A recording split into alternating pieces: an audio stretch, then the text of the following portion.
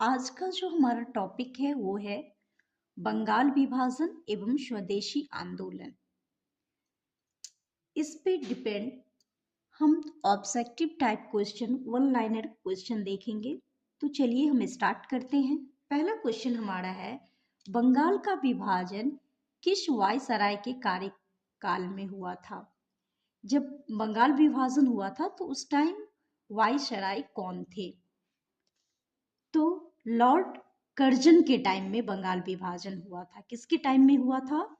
Lord Curzon के time में। जिस समय बंगाल विभाजन हुआ था उस समय में वायसराय लॉर्ड कर्जन थे।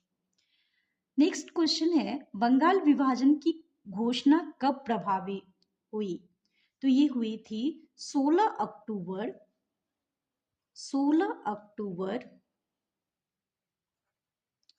1905 को 1905 को। ठीक है, अब देखिए इस 16 अक्टूबर को बंगाल में शोक दिवस मनाया गया था। ठीक है, इस 16 अक्टूबर को शोक दिवस मनाया गया, लेकिन रविंद्रनाथ टैगोर के सुझाव से संपूर्ण बंगाल में इस दिन को राखी दिवस के रूप में मनाया गया। तो देखिए, तो यहाँ पे जो है इस 16 अक्टूबर को बंगाल में कौन सा दिन? तो शोक दिवस। याद रखिएगा कि ये 16 अक्टूबर बंगाल में कहाँ पे? तो बंगाल में शोक दिवस मनाया गया, लेकिन रविंद्रनाथ टैगोर जी के सुझाव में इस दिवस को राखी दिवस, कौन सा दिवस? तो राखी दिवस कहाँ पे? तो बंगाल में ही राखी दिवस के रूप में मनाया गया। कहाँ पे? तो बंगाल में ही। और किसके सुझाव में? तो याद रखिएगा रविंद्रनाथ टैगोर जी के सुझाव में, रविंद्रनाथ टैगोर जी के सुझाव में। अब देखिए, बंगाल विभाजन जो हुआ था, ये बंगाल विभाजन, जब ये विभाजन हुआ यानी कि विभक्त हुआ होगा, है ना, बांटा गया होगा, तो ये दो पार्ट में बांटा गया। कितने पार्ट में बांटा गया? दो पार्ट में। और पार्ट कौन कौन सा? तो पश्चिम बंगाल और पूर्वी बंगाल। और कौन सा? तो पूर्वी बंगाल। ये दो पार्ट, बंगाल को दो पार्ट में बांट दिया गया, पश्चिमी और पूर्वी में। अब है कि पश्चिमी में कौन कौन से एरिया को रखा गया? तो इसमें था बंगाल प्लस बिहार को रखा गया और प्लस उड़ीसा को रखा गया। ये तीन प्रांत को मिला के पश्चिमी बंगाल बनाया गया, बंगाल, बिहार और उड़ीसा। और इस तीनों राज्य में यानी कि तीनों प्रांत में जो था वो हिंदू की जनसंख्या बाहुल्य क्षेत्र था, यानी कि हिंदू की जनसंख्या अधिक थी। किसकी जनसंख्या? तो हिंदू की जनसंख्या, हिंदू जनसंख्या वाला ये प्रांत था।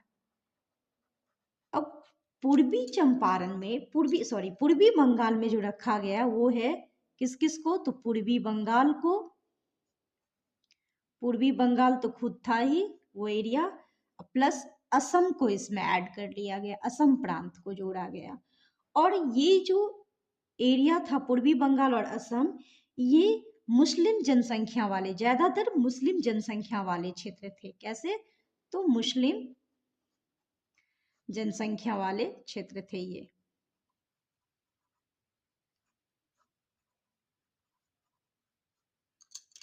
तो इस तरह से बंगाल विभाजन हुआ था। अब चलिए नेक्स्ट क्वेश्चन हम देखते हैं। वंदे मातरम किस आंदोलन के दौरान भारतीय राष्ट्रीय आंदोलन का प्रेरक गीत बना? ये जो वंदे मातरम है ये किनके द्वारा लिखा गया है?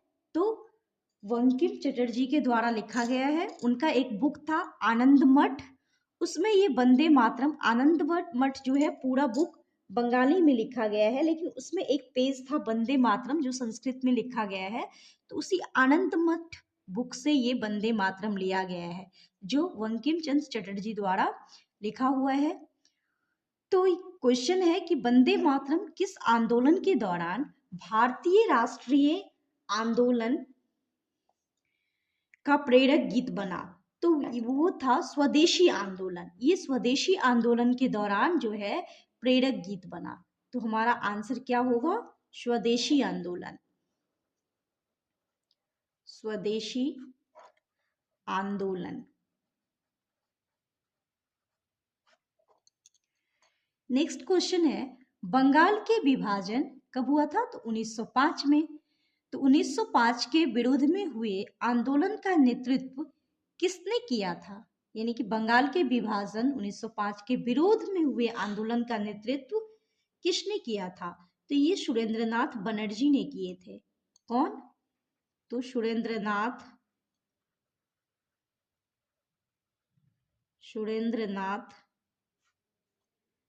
बनर्जी। नेक्स्ट क्वेश्चन है, दिल्ली में स्वदेशी आंदोलन का नेतृत्व किसने किया था? तो सैयद हैदर राजा ने। किसने किया था दिल्ली में स्वदेशी आंदोलन का नेतृत्व? सैयद हैदर राजा। नेक्स्ट क्वेश्चन है, मद्रास में स्वदेशी आंदोलन का नेतृत्व किसने किया था? तो ये थे चिदम्बरम पिल्ले। मद्रास से जो स्वदेशी आंदोलन का नेतृत्व किए थे वो थे चिदम्बरम पिल्ले। देखिए, ये जो स्वदेशी आंदोलन था वो क्या था, पहले ये भी समझिए कि स्वदेशी आंदोलन था क्या। तो एक्चुअल में स्वदेशी आंदोलन में ये चीज किया गया कि जो अंग्रेज यानी कि विदेश का जो बना हुआ कपड़ा था या विदेशी जो कुछ भी चीजें भारतीय यूज करते थे उस पर क्या किया गया कि बैन लगा दिया गया। सारे भारतीय ये बोले कि हम विदेश का बना हुआ कोई भी चीज, विदेशी कोई भी चीज यूज नहीं करेंगे, उसका उपयोग नहीं करेंगे। तो करेंगे क्या? तो जो हमारे देश में बना हुआ है, जो स्वदेशी है यानी अपने देश में जो बना हुआ चीजें हैं वही हम क्या करेंगे? तो यूज करेंगे। तो वही था स्वदेशी आंदोलन। और आप देखे होंगे कि गांधी जी क्या करते थे? खादी कुर्ता, खादी धोती पहनते थे। यानी कि जो खादिम का, हमारे देश का जो खादी वस्त्र है यानी कि भारत का, वो ग्रहण करते थे। किसी भी विदेश का कोई भी वस्त्र नहीं पहनते थे। तो स्वदेशी आंदोलन का मुख्य यही था कि हम विदेशी चीजों का उपयोग नहीं करेंगे। चलिए नेक्स्ट क्वेश्चन देखते हैं, ब्रिटिश वस्तुओं के बहिष्कार को राष्ट्रीय नीति के रूप में किस वर्ष स्वीकृत किया गया? देखिए, यही था स्वदेशी आंदोलन कि ब्रिटिश वस्तुओं को बहिष्कार करना यानी उपयोग नहीं करना।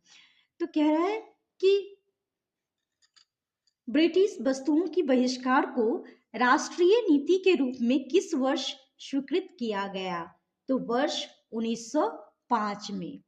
कब किया गया? तो वर्ष 1900, क्योंकि जब बंगाल विभाजन हुआ उसी वर्ष, तो वर्ष 1905 में ही ये स्वदेशी आंदोलन को क्या किया गया?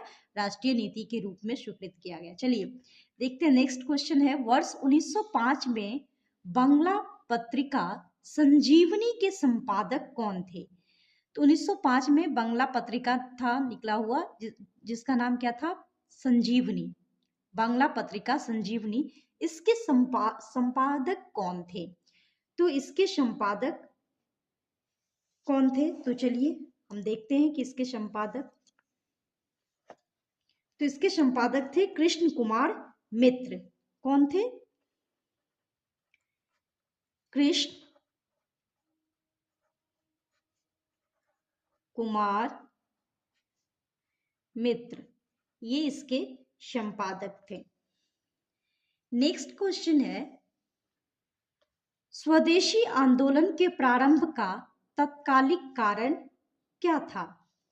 तो स्वदेशी आंदोलन के प्रारंभ का जो तत्कालिक कारण था वो था लॉर्ड कर्जन द्वारा बंगाल विभाजन करना।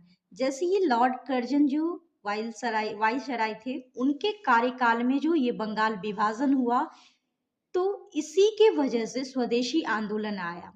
क्योंकि इससे क्या हुआ कि मेन उसका मुद्दा ये विभाजन करने का यही था कि जो ये प्रांत में जो एकता है, बल है, उसको क्या करना, विखंडित करना। जैसे ही अपने कोई दो पार्ट में बट जाता है तो उसकी जो एकता होती है, उसकी जो बल होती है, वो क्या हो जाती है, कम पड़ जाती है और सामने वाले को अटैक करना इजी हो जाता है। तो यही स्वदेशी आंदोलन का प्रारंभ में जो तत्कालिक कारण था कि स्वदेशी आंदोलन क्यों किया गया, तो इसका रीजन यही था कि लॉर्ड कर्जन द्वारा बंगाल विभाजन करना। ना लॉर्ड कर्जन द्वारा बंगाल विभाजन होता, ना स्वदेशी आंदोलन आता। तो लॉर्ड कर्जन द्वारा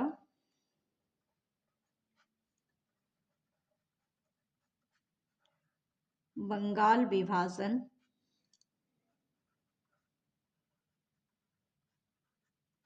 करना। चलिए देखते हैं नेक्स्ट क्वेश्चन हमारा क्या है। वर्ष 1905 में कांग्रेस के बनारस अधिवेशन में स्वदेशी आंदोलन का समर्थन किया गया। इस अधिवेशन की अध्यक्षता किसने की थी? देखिए 1905 में कांग्रेस का जो कहा 1905 में कांग्रेस का अधिवेशन कहाँ हुआ था? बनारस में। तो इस अधिवेशन में स्वदेशी आंदोलन का समर्थन किया गया। इस अधिवेशन की अध्यक्षता किसने की थी? जब ये बनारस में कांग्रेस का अधिवेशन चल रहा था तब स्वदेशी आंदोलन का क्या किया गया? समर्थन किया गया, यानी कि उसका साथ दिया गया, पक्ष लिया गया। तो इस टाइम इस अधिवेशन की अध्यक्षता कौन कर रहे थे? तो गोपाल कृष्ण गोखले इसके अध्यक्षता कर रहे थे। उसके अध्यक्ष कौन थे? तो गोपाल कृष्ण गोखले थे। गोपाल कृष्ण गोखले। नेक्स्ट क्वेश्चन है, बंगाल विभाजन के समय बंगाल का लेफ्टिनेंट गवर्नर कौन था? तो ये थे सर एंड्रूज फ्रेजर। कौन थे बंगाल विभाजन के समय? वायसराय थे कर्जन। और लेफ्टिनेंट गवर्नर कौन थे? तो सर एंड्रूज फ्रेजर। तो आज के बंगाल विभाजन और स्वदेशी आंदोलन से रिलेटेड कुछ क्वेश्चन हमारा ये था जो अभी तक हमने किया। आई होप कि ये सारे क्वेश्चन आप लोग को सारे एग्जामिनेशन के लिए यूजफुल होगा, आप लोग को हेल्प मिलेगी इस वीडियो को देखने के बाद। अगर आप लोगों को ये वीडियो पसंद आया तो आप लोग इस चैनल को सब्सक्राइब करें, इस वीडियो को लाइक करें और अपने दोस्तों में अधिक से अधिक शेयर करें। धन्यवाद।